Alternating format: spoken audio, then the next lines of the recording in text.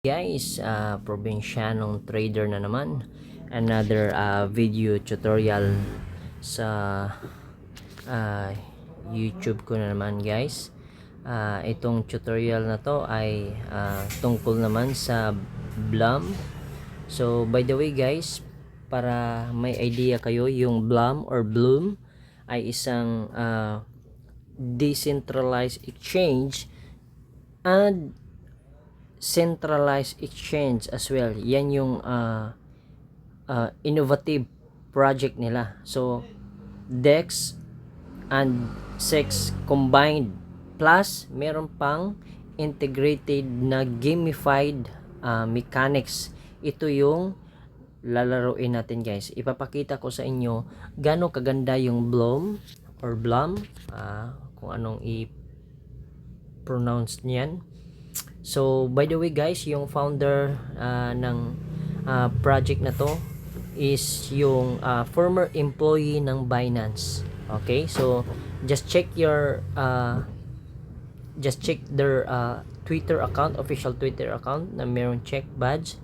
So do your own research para at least kayo mismo merong enough knowledge or idea about sa company ito or about sa project na to.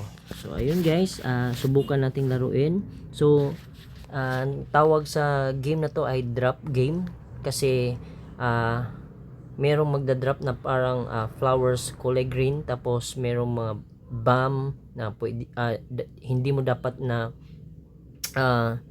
i-click para hindi siya sumabog at mag-back to zero yung points. By the way guys, yung merong Bitcoin sign, tapos yung nakalagay 10,096 is yung points mo na earnings from the farming. Dito sa baba yung nag-count, tapos merong time, tapos kung lalaruin mo yung drop game, magbibigay din sila ng reward na points. Okay, then soon converted siya into airdrop token or yung rewards through airdrop token nila, yung ilan-launch nila na kung anong tawag sa token na Bloom ba or ano. Okay, so tingnan natin guys gaano kaganda yung laro ng Bloom or drop game. Click natin yung play, tapos ayun na guys, just tap yung nahuhulog ng mga parang flowers na kulay green, tapos click mo yung merong frozen para mag-stop yung time at maubos mo yung mga nahuhulog para converted into reward points. At by the way guys, dapat mong bilisan dahil meron siyang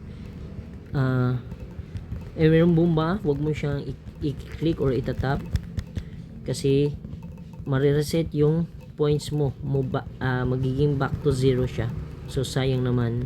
So ayan, sipagan mong hindi matamaan yung bomba. Ayun guys, you did it. Drop master extraordinary, extraordinaire. Then we have 195 rewards. Okay, so i-play natin ulit para at least mag-earn pa tayo ng mas malaki. Okay, alright, so 30 seconds lang yung binibigay nila. Alright, so bilisan mo lang, tapos alright,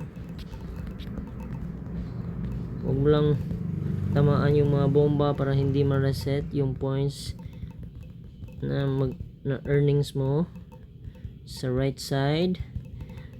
Nakakaaliw din laruin to guys kasi challenging, kasi dapat hindi mo matamaan at sobrang ikli lang yung time na binibigay nila, just 30 seconds and then done. Alright, so as you can see, so check natin yung points natin guys. So as of now, meron tayong 10,291 na Blum points or Blum points. So and still we have the farming earning as well. So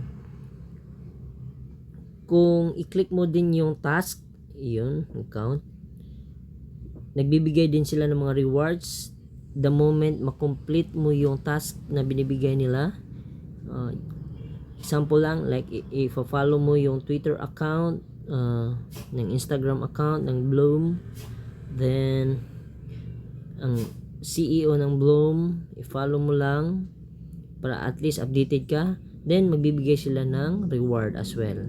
Then dito naman sa referral, so kung meron ka mga kakilala na gusto mong i-invite na maglaro din sa Bloom, you can earn as well. So you can earn 10% from your friends or buddies, plus 2.5% from their referrals the moment maglaro sila sa Bloom Drop Game at sa mga referrals nila, at kikita ka din. Okay, so mga na-refer ko ay hindi ko kakilala, dito lang sa Telegram. Ang iba naman is kakilala ko.